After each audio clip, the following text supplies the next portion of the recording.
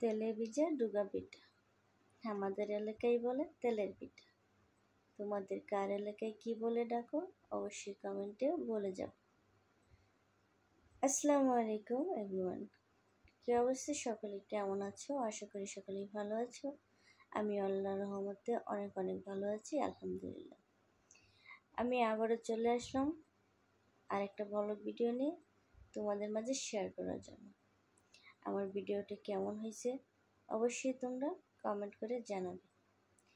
তোমাদের এত সুন্দর সুন্দর কমেন্ট আমার পড়তে ভালোই লাগে। তোমাদের এই কমেন্টগুলো আমাকে সামনে এগিয়ে যেতে অনেক উৎসাহ দেয়।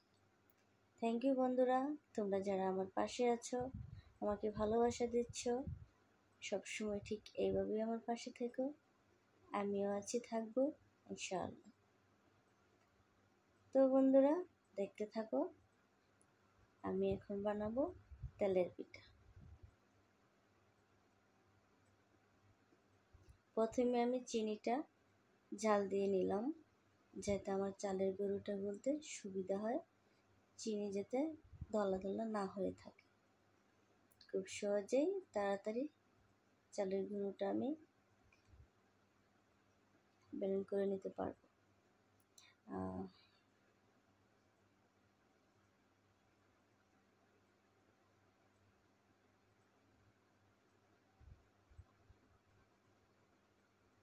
তো বন্ধুরা, তোমাদের কাছে একটাই রিকোয়েস্ট, আমার ভিডিওটা দেখা শুরু করার সাথে সাথে একটা লাইক করে দিবা, আর অবশ্যই ভালো মন্দ কমেন্টে জানাবা। যদি আমার কোনো ভুল ত্রুটি হয়ে থাকে ক্ষমা দৃষ্টিতে দেখবা, আমি চেষ্টা করব শুধরে নেওয়ার জন্য।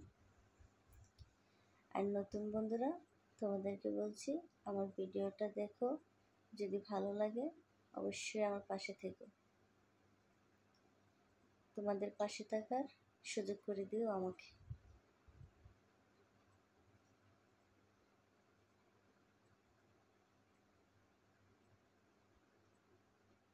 আজকে বিকেলবেলা সত্যি খুব মজা হয়েছে, দুই বান্ধবী একসাথে, অনেক দুষ্টুমি, অনেক মজা, অনেক রকমের কথা, হাসাহাসি, মানে কি আর বলবো, সত্যি খুব ভালো লাগছে।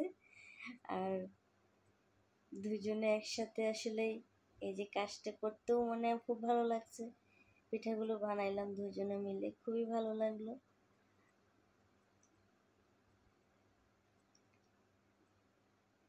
তো দেখো, এখন আমি ওই চিনির পানিটা দিয়ে ডোটা করে নিচ্ছি, তারপর আমি হালকা কুসুম গরম পানি ঢেলে দেব।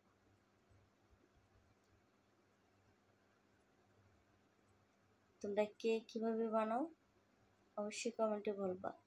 আমি কিন্তু বানাতে পারি না, ট্রাই করলাম কেমন হয়। তো আলহামদুলিল্লাহ মোটামুটি ভালোই হয়েছে, খেতেও কিন্তু খুব মিষ্টি আর নরম, একদম তুলতুলে হয়েছে, খুব ভালো লাগছে।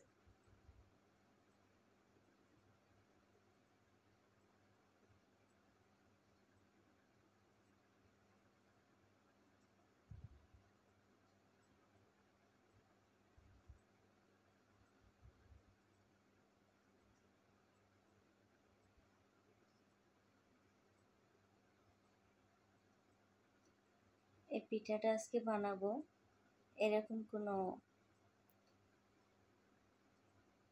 চিন্তাই মাথায় ছিল না, হঠাৎ করে মাথায় চলে আসলো যে কি করা যায়। দুপুরে লাঞ্চের পর ঘুমাইতে আসছি, কিন্তু ঘুম আসতেছে না। তো তখন ভাবলাম কি করা যায়, কি করা যায়, হঠাৎ করেই এই পিঠাটার কথা মনে পড়লো। এর সাথে সাথে পাকঘরে চলে গেলাম আর এটা তৈরি করে নিলাম। দেখো কি সুন্দর, মাশাআল্লাহ, একদম ফুলকো ফুলকো হয়েছে। আমি ছোট ছোট করে বানাইছি, খুব সুন্দর হয়েছে।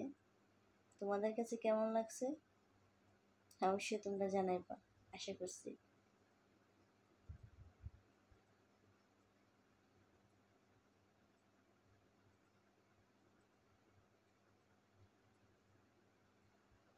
দেখো দেখো একটা কি অবস্থা, কেমন হয়ে গেছে, লম্বা হয়ে গেছে এটা। এক সাইড।